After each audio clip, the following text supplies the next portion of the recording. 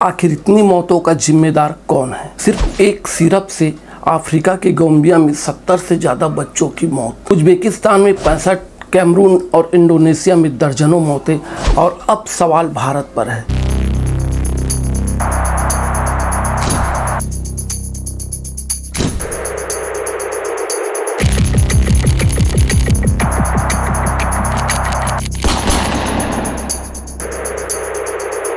क्योंकि ये सारे सिरप यहीं बने थे, भारत में। एक देश जो दुनिया को जीवन रक्षक दवाएं भेजता है, वहीं से मौत की बोतलें कैसे निकलेंगी? यह कहानी शुरू होती है गाम्बिया, अफ्रीका 2022 में।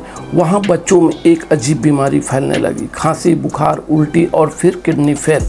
जांच में सामने आया कि सभी बच्चों ने एक ही सिरप लिया था। WHO ने जांच की और पाया कि उस सिरप में ऐसे केमिकल मिले हुए हैं जो ब्रेक आई और एंटीफ्रीज में इस्तेमाल होते हैं, लेकिन इंसान के शरीर के लिए सीधे जहर है। WHO ने तुरंत चेतावनी जारी की। सिर्फ गाम्बिया ही नहीं, उज्बेकिस्तान में 65 बच्चों की मौत हुई मरीन बलोच नाम की भारतीय कंपनी के सिरप से।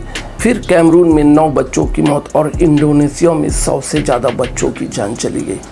सभी केस में एक कॉमन बात थी, इंडिया मेड कफ सिरप। अब ये सिरप भारत की साख पर सवाल बन गए हैं। WHO ने कहा भारत अपनी दवा निर्माण व्यवस्था की सख्त जांच करे।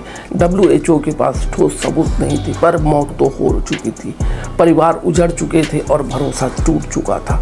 भारत में करीब 10,000 से ज़्यादा छोटी बड़ी फार्मा यूनिट्स हैं। इनमें से बहुत सी बिना क्वालिटी टेस्टिंग की दवाएं बनाती है। 2023 में सरकार ने 70 से ज़्यादा दवा फैक्ट्रियों पर छापा मारा।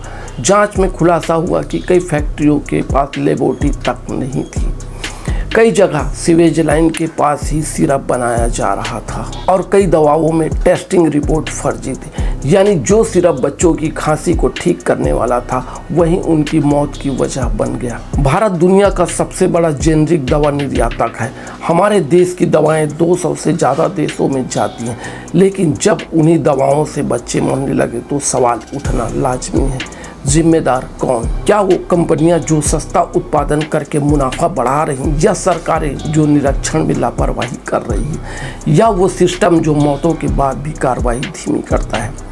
कई रिपोर्ट्स बताती हैं कि भारत में ड्रग इंस्पेक्टर की भारी कमी है। कई बार फैक्ट्रियों की जांच फाइलों में पूरी दिखा दी जाती है, यानी जमीनी स्तर पर सुरक्षा नहीं, बस कागजों में ईमानदारी है। सोचिए उस माँ के बारे में जिसने अपने बच्चों को सिर्फ खांसी में एक सिरप दिया था। उसे क्या पता था कि वही सिरप उसके बच्चे की जिंदगी खत्म कर देगा। गाम्बिया की एक माँ कहती है, मेरे बच्चे ने आखिरी बार कहा मम्मी मुझे पानी दो, और फिर वो चला गया। इन शब्दों ने पूरी दुनिया को हिला दिया। कंपनी पर केस चले, WHO ने अलर्ट जारी किया, सरकार ने जांचें शुरू की, लेकिन असली जवाब अब तक किसी के पास नहीं। इतनी मौतों का जिम्मेदार कौन? वो फैक्ट्रियां जो जहर बना रही हैं, या वो अधिकारी जो आंखें बंद किए बैठे हैं, या वो सिस्टम जो हर बार किसी हादसे के बाद ही जागता है? आपको क्या लगता है इन मौतों का असली जिम्मेदार कौन है? कंपनी, सरकार या सिस्टम? अपनी राय नीचे कमेंट्स में जरूर बताइए।